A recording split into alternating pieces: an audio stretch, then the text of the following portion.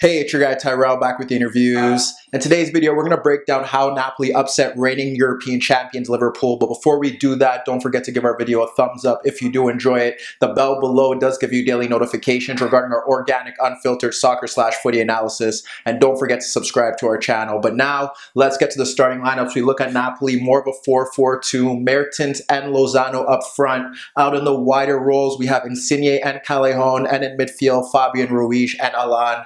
Then we move to Liverpool, 4-3-3. Firmino, Salah, Mane up front. In midfield, they went with the reliable Jordan Henderson and James Milner ahead of Fabinho. So now, let's get to the first half and see what issues Napoli caused Liverpool and how they tried to overcome it.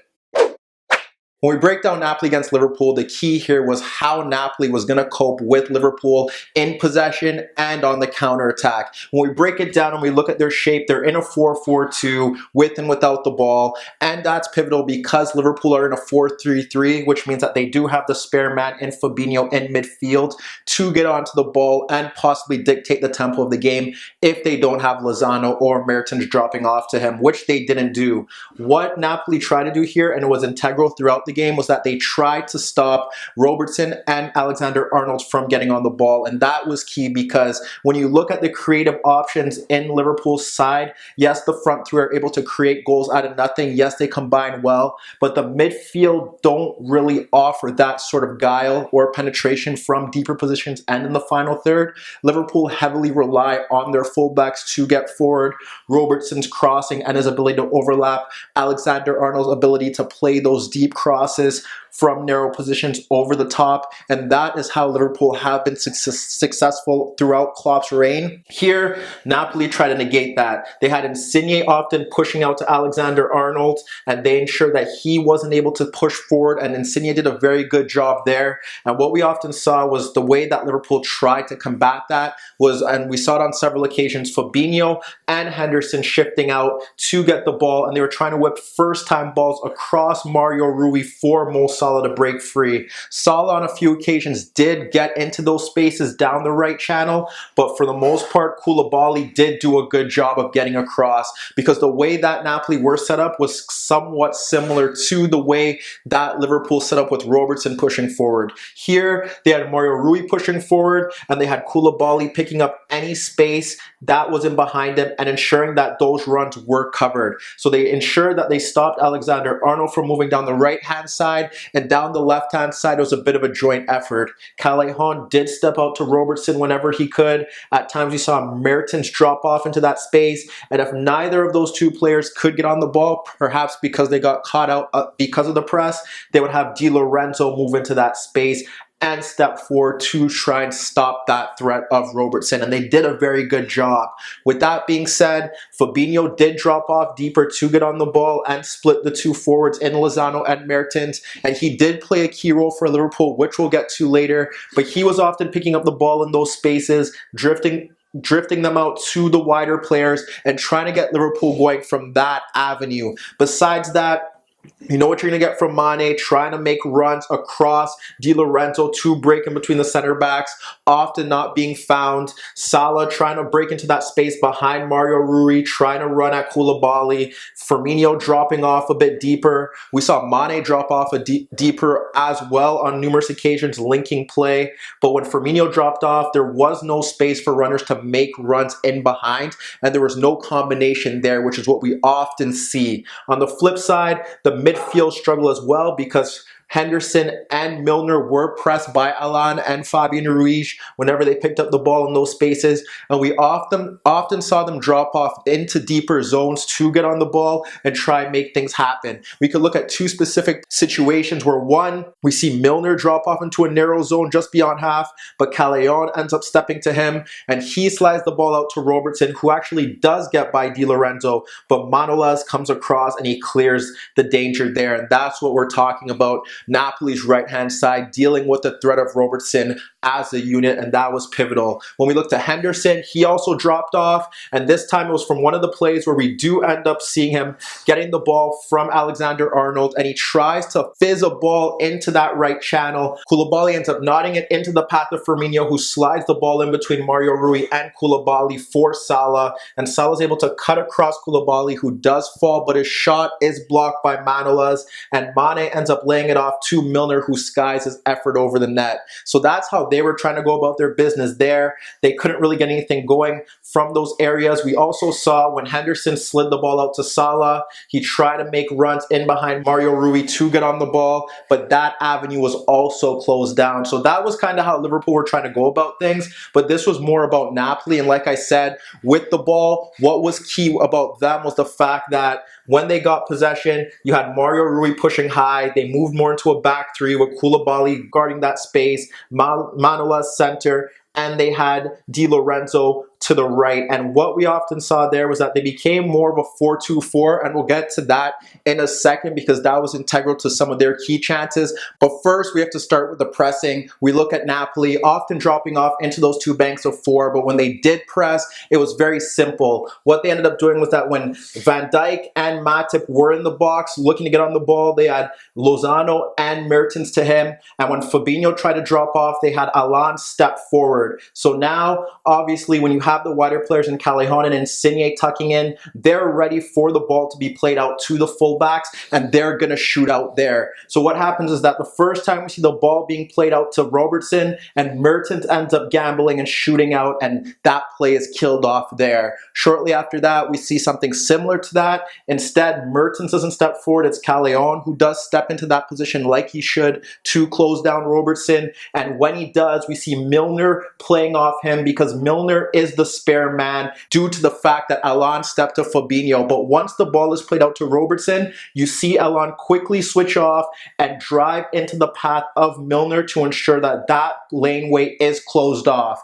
That is how they look to press from goal kicks. For the most part, they dropped off a bit deeper, ensure that they compressed the space between the lines and stayed organized and pressed from the front and out into the wider areas to ensure that Alexander-Arnold and Robertson couldn't get onto the ball. When we look to Liverpool, on the other hand, they pressed in various manners, some that were successful and some that were terribly unsuccessful. From the front, you see most of the time when they had the center backs in Koulibaly and Manolas pushing out, they would have Salah and Mane step out into those positions. This is somewhat similar to what Liverpool have been doing throughout their time under Klopp, where they would have the two wide forwards press in between the fullback and the center back to ensure that they can't play passes out wide. Here, however, they adopted their position on top of the center backs. Fabian Ruiz tried to drop off a bit deeper, and you would have Firmino as the central forward step onto him, and they have 3v3 there.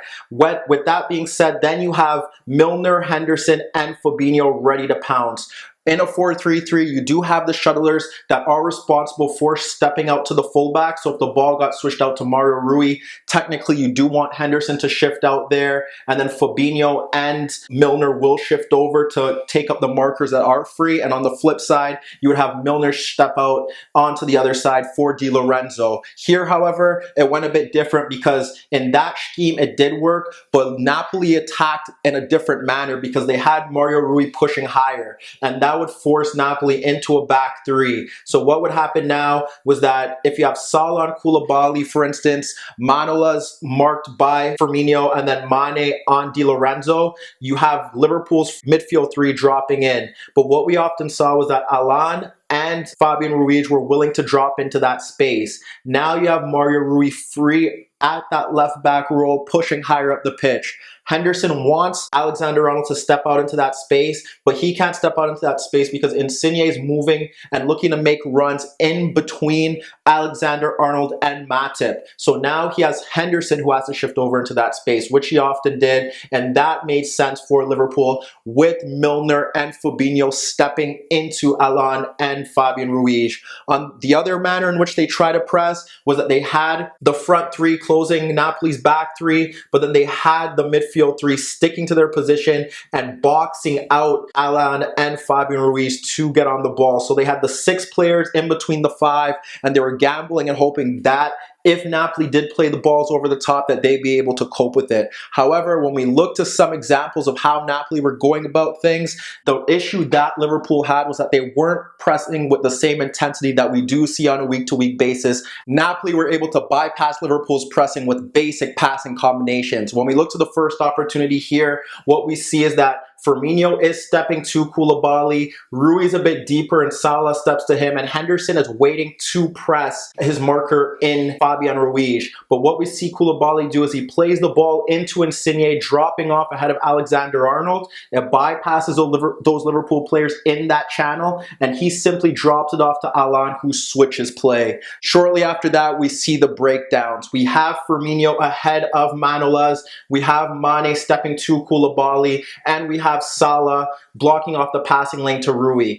Alan is closed by Milner, but Henderson doesn't step tight to Fabian. So what happens there is that he's able to receive a pass in between Mane and Salah, and once he receives that pass, he simply drops it off to Mario Rui, and Napoli are able to go about their business. When we look to another example where Napoli are able to simply bypass Liverpool's pressing, we look to Napoli's central midfield duo finding space in between the front three. And what happened there was the fact that, like I said, now with their Napoli's back three looking to step forward, we had Liverpool's front three close them down and step off, and then we had Liverpool's midfield trio ready to swarm. But what happened there was that we had Alan and we also had Fabian Ruiz drop off into space where they could receive the ball in between the central forwards, and they were able to push Napoli's attack into Liverpool's half. The first time we see Manolas stepping forward, and he slides the ball between Mane and Firmino into the path of Alan, and he's able to find Mertens dropping off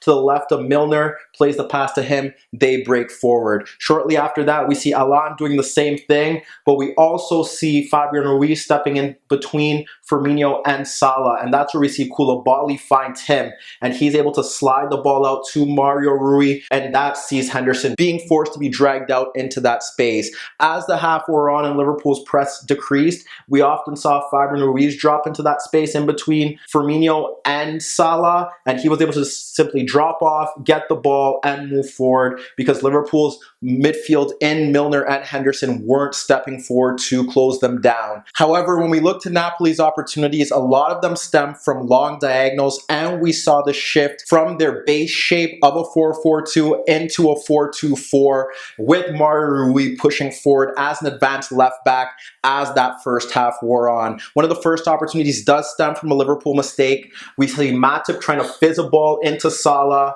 but Mario Rui steps in and he instantly slides the ball into Insigne, making the run in behind Alexander-Arnold, who was caught high. And what happens there is that as he takes him on, we have Henderson dropping off to provide cover, but what Insigne does is that he locates Fabian Ruiz making a run into the box, and he pulls it back for him, and Fabian Ruiz fires an effort on goal that Adrian pushes away, and he also saves the rebound. So that's one warning sign for Liverpool. But as the half wore on, we got to see the long diagonals being played, and we got to see how they were looking to shift and bypass Liverpool's defense. First, we see Mario Rui stepping forward and providing that width down the left-hand side, and Alan drops off and he locates Insigne, making the run in between Matip and in between Alexander-Arnold. And that's a big problem because Alexander-Arnold should be shifting out to that area if Henderson isn't there, but like I said, he can't because you have Insigne making that run, and they want to provide enough cover to ensure that he's not in 1v1 situations with the center backs.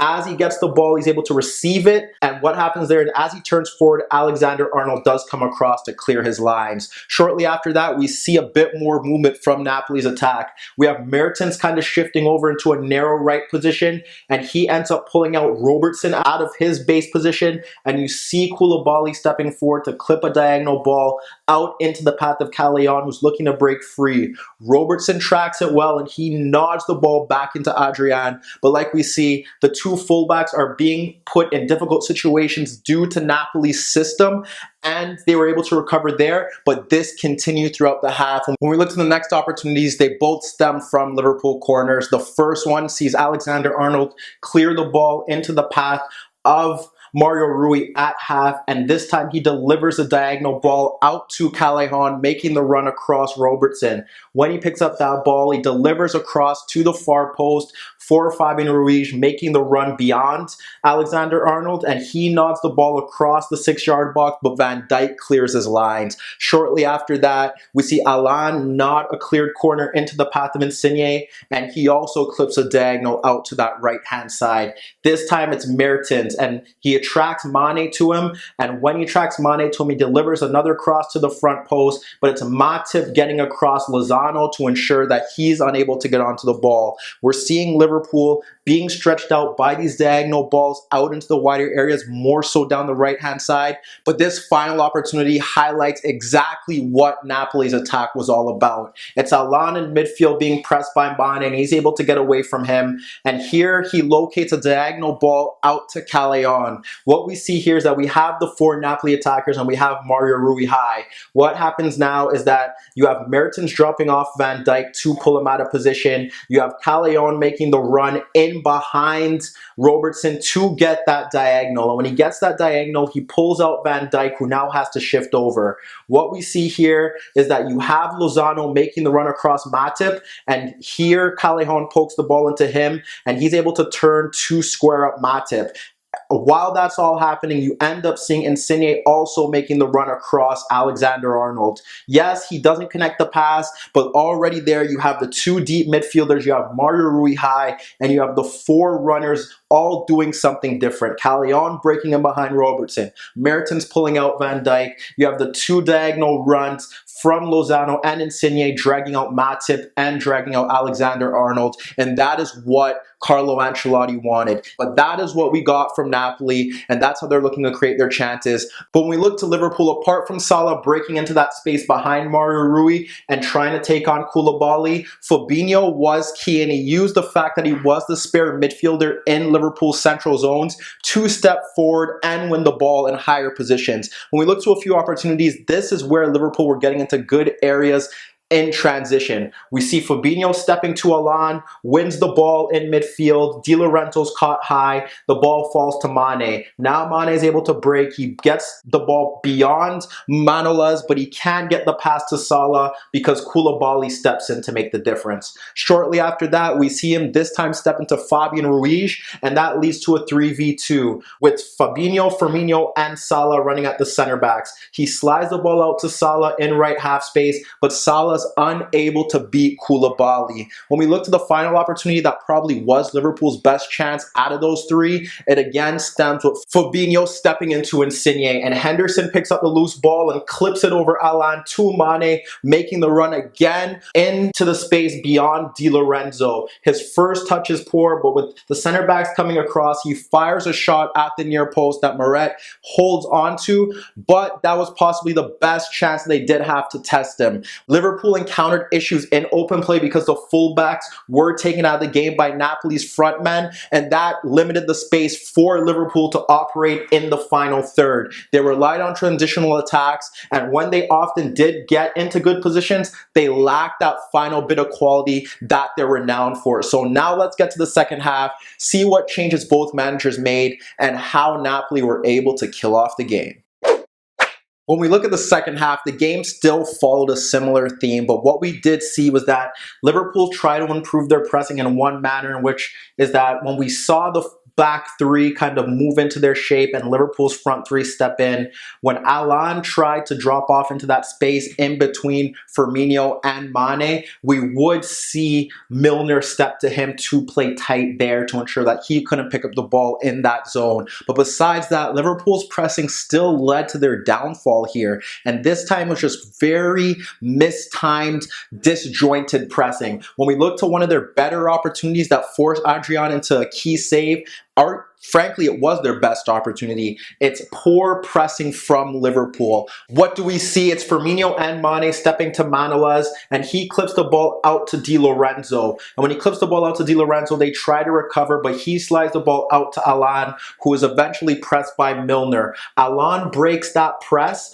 and as he pushes forward, he slides the ball in between Robertson and Fabinho for Mertens. And what Mertens does is that he slides the ball out into the path of Callejon, who breaks forward. Now that forces Liverpool into some issues. Van Dijk has to step out to Callejon. We have Mertens making the run in between the center backs, and we have Lozano making the run in between Matip and in between Alexander-Arnold. What does Callejon do? He slides the ball across Fabinho to Insigne, peeling off Alexander-Arnold. Now you have the 1v1. Henderson does come over to help, but you have Mario Rui making the overlap, and Henderson shifts out Alexander-Arnold to Rui. What happens there is that Rui delivers a superb first-time ball over Van Dijk into the path of Mertens, who volleys it on goal, but we see Adrian push it over the net. A superb save, but that's an entire team breakdown from Liverpool. And again, it's their pressing that lets them down.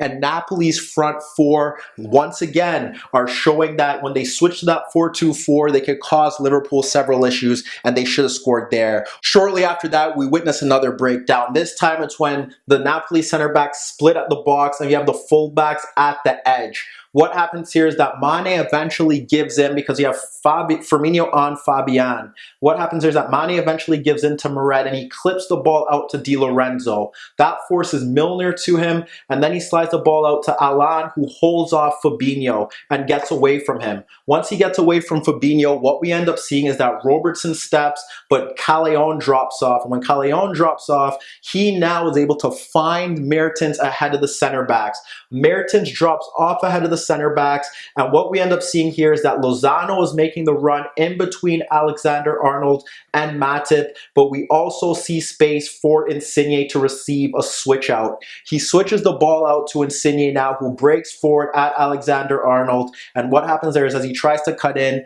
the cross is blocked for a corner kick. But again, you see Liverpool being bypassed with basic passing combinations, and their pressing really let them down here, and the lack there of their energy to close down Napoli's markers tightly. Like I said, Liverpool still got themselves into good positions because from that corner, Insigne does give up the ball, leads to a 2v1 with Mane and Salah against Mario Rui. Mane plays an overhit pass that possibly should lead to a goal. You have Manolas making a meal out of a Koulibaly head back to him. It plays in Salah free on goal. He fires it first time, and that forces a save.